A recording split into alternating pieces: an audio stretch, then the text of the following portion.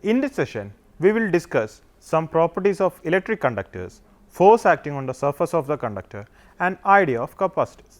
First, we will discuss about electric conductors and their basic properties.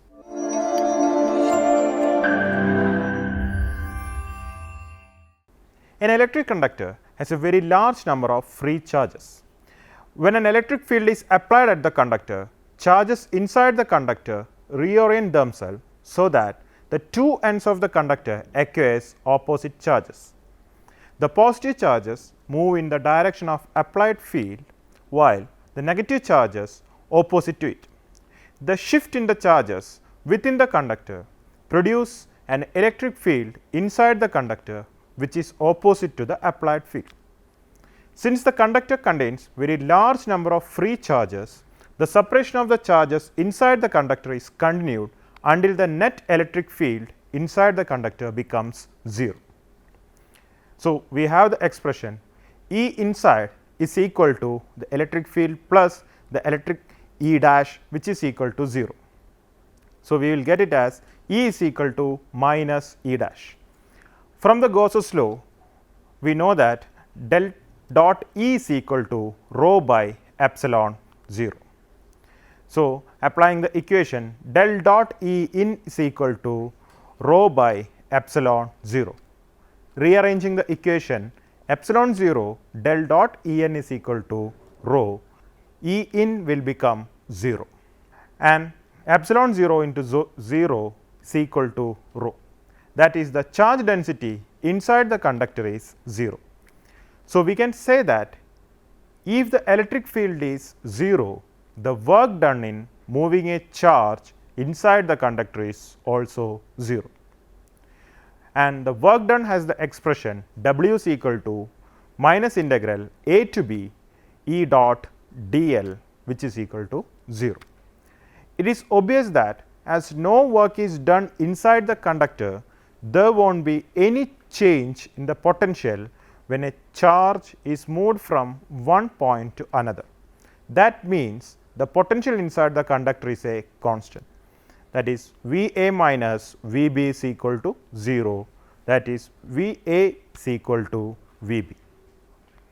By boundary condition, we know that the potential is continuous through the boundary. Just recalling the boundary condition, V up minus V down is equal to 0.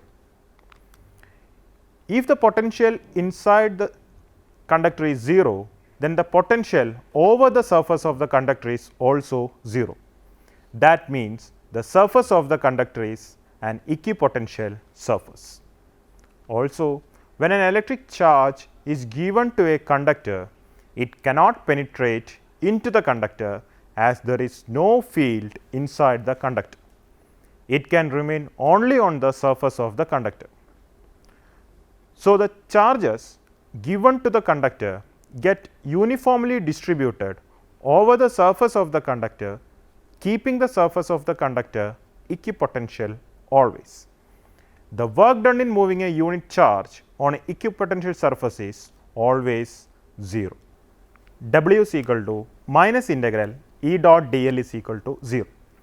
Since electric field E or dl can't be 0 and the work done must be 0, then the only possibility is E not equal to 0, dl not equal to 0, and the angle between them must be 90 degree, that is cos theta is equal to 0. So, theta becomes 90 degree. So, we can conclude that outside the conductor, electric field is perpendicular to the surface of the conductor. Induced charges in a conductor and effective force of interaction. When a charge plus q is kept near the conductor, equal amount of negative charges are induced on the nearer side of the conductor, while equal amount of positive charges are induced on the other side. By Coulomb's law, F is equal to 1 by 4 pi epsilon 0 plus q into minus q divided by r square into r cap.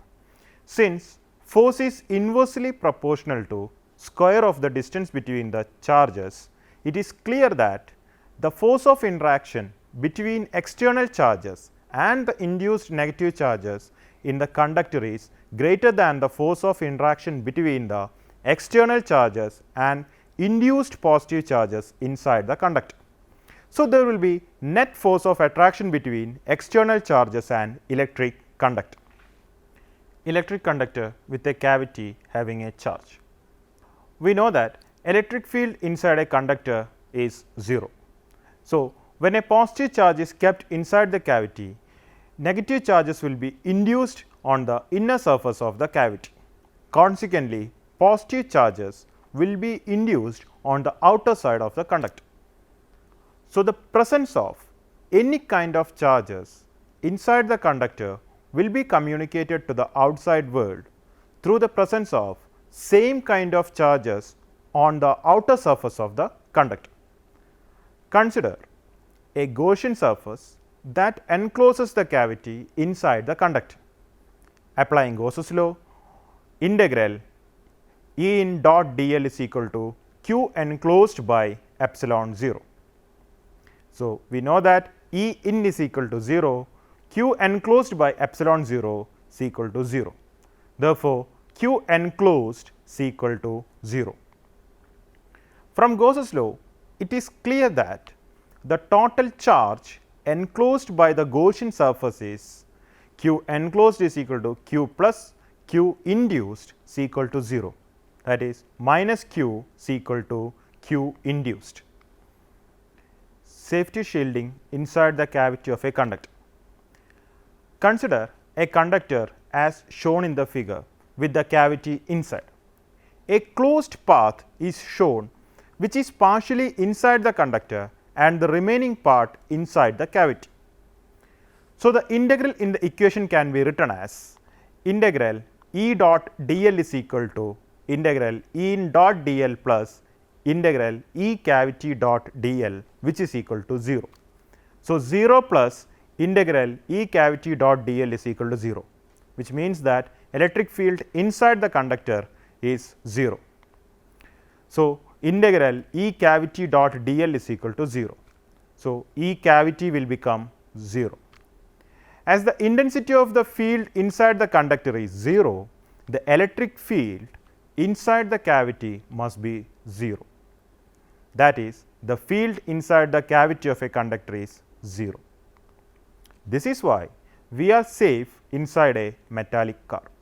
As there is no field inside the car, charges will not flow into the person sitting inside a car and is saved from electrocutting during thunder and lightning. Force acting on the surface of a charged conductor.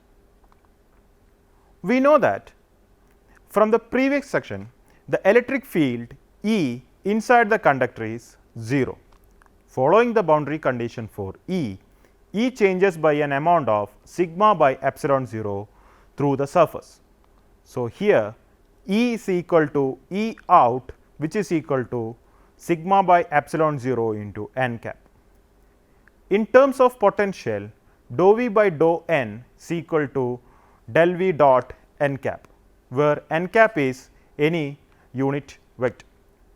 But we know that electric field is the negative gradient of potential. So, E is equal to minus del V. Therefore, dou V by dou n is equal to minus E dot n cap. Comparing the equation, dou V by dou n is equal to minus sigma by epsilon 0 n cap dot n cap. We know that n cap dot n cap is equal to 1. So, the equation becomes dou V by dou n is equal to minus sigma by epsilon 0. So, from the expression of E or from the expression of dou V by dou n, the charge density sigma can be calculated. And the charge density means it is the surface charge density. Now, if Q is the total charge residing on the surface of the conductor, then the force acting on the conductor F is equal to Q into E surface, where E surface is the electric field at the surface of the conductor, but E surface is average of E out and E in. So, E surface is equal to sigma by 2 epsilon 0 into n cap. Therefore, the force F is equal to Q into the charge Q into sigma by 2 epsilon 0 into n cap. Also, we have learned that Q is equal to sigma into A, where A is the area. Now, the F becomes F is equal to sigma A into sigma by 2 epsilon 0 into n cap. So, the force acting per unit area of the surface of the conductor is F by A and is also called the electrostatic pressure on the surface of the conductor and has the expression P is equal to F by A, P is equal to sigma square by 2 epsilon 0. Capacitors. Capacitor is an arrangement of conductor used to store electric charges. Let a capacitor is formed by two conductors as shown in the figure. If we use the charge on one of the conductor, then the electric potential experienced by the other conductor at a distance d is given by V is equal to Q by 4 pi epsilon 0 d. For a given capacitor, the distance between the conductor is kept constant. V is proportional to Q and the constant of proportionality is called capacitance. V is equal to C into Q. Its SI unit is farad, which is represented by the letter capital F. Now, we can derive the expression for capacitance of a parallel plate capacitor. Consider a capacitor made up of two plane conducting plates of area A and the distance between them is d. Now, consider a charge Q is given to the left plate, then minus Q charge will be induced in the inner side of the right plate and consequently plus Q charges on the outer side of the right plate. As the outer side of the right plate is earthed, plus Q charges are pushed to the earth. Now, the two plates are charged equal, but with opposite charges. If we assume that area of the two plates considerably large, then the system of two plates acts like an infinite sheet kept parallel. We know that such a system has electric field existing only between the plates, which is given by E is equal to sigma by epsilon 0. Now, in terms of electric field and potential, E is equal to V by D and V is equal to E into D, V is equal to sigma by epsilon 0 into D. But we know that the capacitance of the capacitor is related with the charge Q and V as C is equal to Q by V. Recalling the fact that for a charged sheet of charge density sigma and area A, the total charge is given as Q is equal to sigma A. Rearranging and substituting the values for Q and V, C is equal to sigma by A divided by sigma D by epsilon 0. On mathematical calculation, the sigma will be cut off. So, C is equal to epsilon 0 A by D. So, the capacitance is purely a geometrical entity and it which depends upon area of the plate A and the distance between the plate D and also the medium between the plates. Suppose any dielectric medium for permittivity K is introduced in between the plates, then C is equal to K epsilon 0 A by D. So, the capacitance is increased by K. Energy stored in a parallel plate capacitor. Consider a parallel plate capacitor as shown in the figure. Capacitor is charged by transferring charges from one plate to another. If Q is the charge transferred at a particular instant, then the potential is given by V is equal to Q by C. Further, the charges are to be transferred by doing work against the potential developed. The work done is given by if dq is the small amount of charge transferred against the potential V, then the small amount of work done is given by dW is equal to dq into V. But we know that for V we can substitute q by c. So, dW is equal to q by c into dq. So, the total work done is from 0 to capital Q, W is equal to integral 0 to q dW. On integrating, we will get W is equal to 1 by c into integral 0 to q capital Q q dq. So, W is equal to 1 by c q square by 2, or can be written as W is equal to q square by 2 c, or was substituting the value of q or for the c, you can get another expression for work done, W is equal to half C V square.